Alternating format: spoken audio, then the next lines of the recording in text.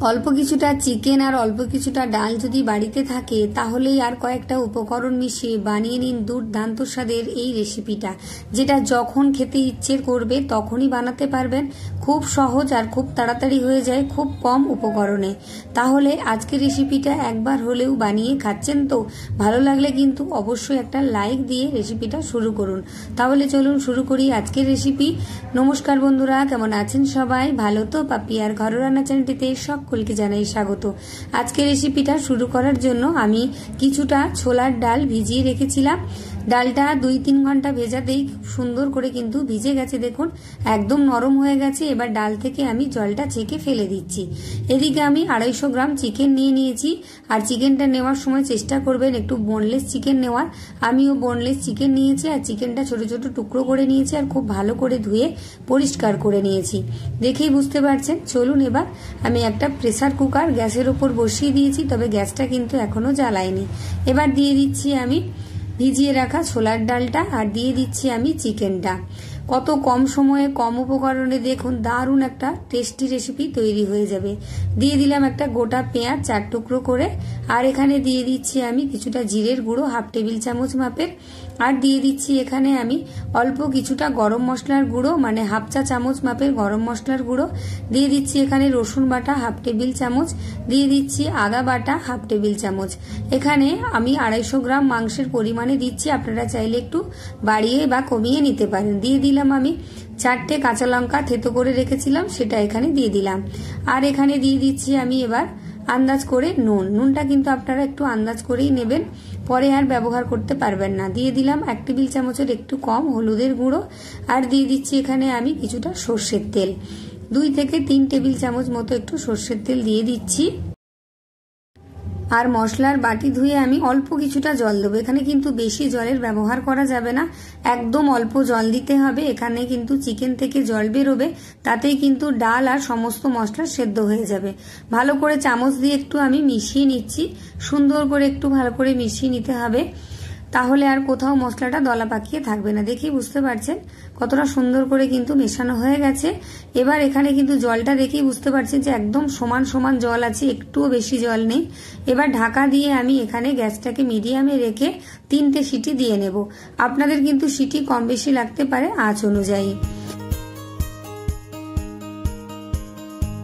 দেখুন সিটি বা বাঁশি হতে কিন্তু শুরু হয়েছে। আমি এখানে 3টে সিটি দেওয়ার পর গ্যাস বন্ধ করে এই অবস্থাতেই আমি কিছুক্ষণ রেখে দেব। একটু ঠান্ডা হয়ে গেলে, মানে ভেতর থেকে গ্যাসটা বেরিয়ে গেলে তারপর খুলে নেব। ভেতর থেকে কিন্তু দেখুন গ্যাসটা বেরিয়েই গেছে, ধরতে গেলে কিছুটা ঠান্ডা হয়ে গেছে। এবার আমি এটাকে খুলে নেব। দেখুন সুন্দরভাবে কিন্তু সেদ্ধ হয়ে গেছে আর খুব বেশি কিন্তু জল বেরোয়নি, দেখেই বুঝতে পারছেন। এবার চলুন এটাকে আমি একটা বড় জায়গায় ঢেলে নিই। তার আগে একটু আমি চামচ দিয়ে ঘেটে ঘুটে নিচ্ছি। প্রেসার কুকারের মধ্যে কিন্তু খুব বেশি ভালোভাবে এটাকে মেশানো যাবে না, তাই এটাকে আমি একটা বড় পাত্রে ঢেলে নেব।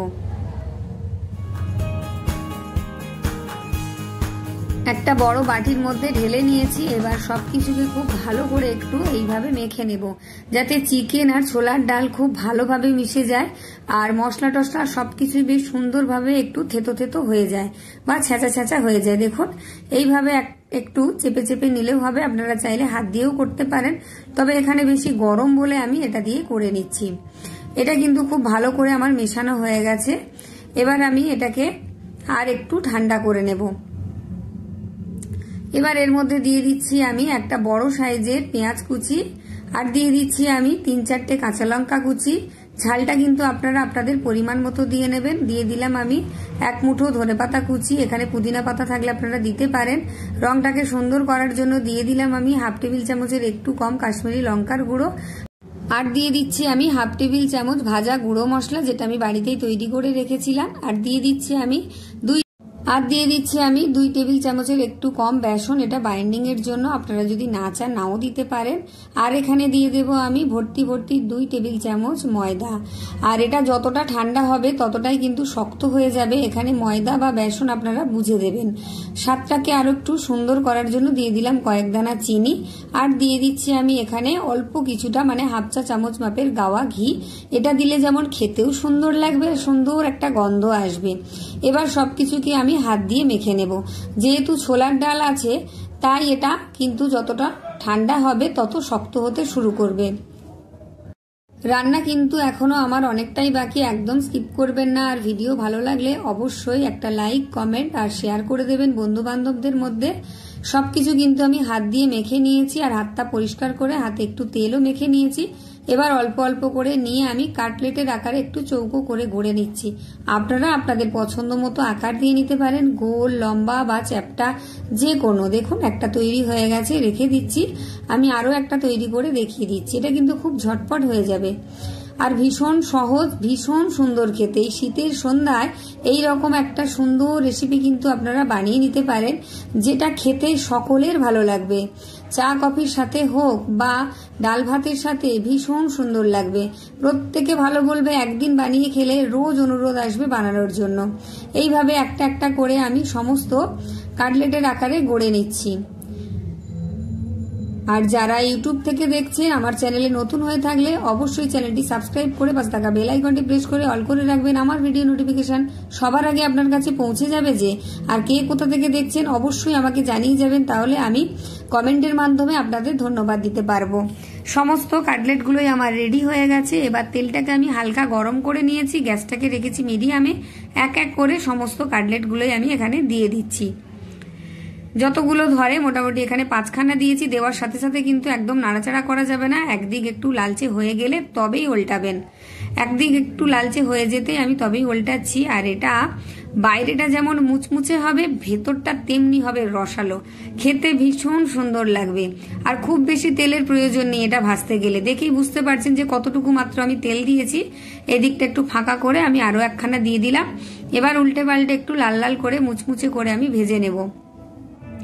খুব বেশি আঁচে কিন্তু এটাকে ভাজা যাবে না, মানে কড়া হিটে ভাজা যাবে না, তাহলে কিন্তু ওপরটা পুড়ে যাবে আর ভেতরটা কাঁচা থেকে যাবে। মিডিয়াম আঁচে একটু সময় ধরে এটাকে ভেজে নিতে হবে।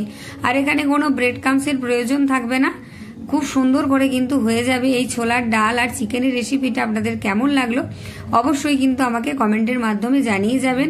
আর সবার মধ্যে একটু যদি শেয়ার করে দেন, তাহলে তারাও বাড়ির পরিবার পরিজনদের একটু এইরকম সুন্দর সুন্দর রেসিপি বানিয়ে খাওয়াতে পারবে। আর যারা ফেসবুক থেকে দেখছেন অবশ্যই পেজটি আমার ফলো দিয়ে রাখবেন। দেখুন এই কটা আমার ভাজা হয়ে গেছে, তেল ঝরিয়ে তুলে নিলাম। আর যেগুলো আছে সেগুলোও দিয়ে দিচ্ছি। মোটামুটি আমার 10খানা মতো তৈরি হয়ে গেছে। 50 গ্রাম ছোলার ডাল নিয়েছিলাম আর 250 গ্রাম চিকেন নিয়েছিলাম। তাতে কিন্তু 10খানা কাটলেট তৈরি হয়ে গেছে। আর একটু পাতলা পাতলা করে তৈরি করবেন, খুব বেশি মোটা করতে যাবেন না, তাহলে ভেতরটা কাঁচা থেকে যেতে পারে। খুব সুন্দর করে ভেজে নেবেন। এবার আমার সমস্তটাই ভাজা হয়ে তৈরি হয়ে রেডি হয়ে গেছে।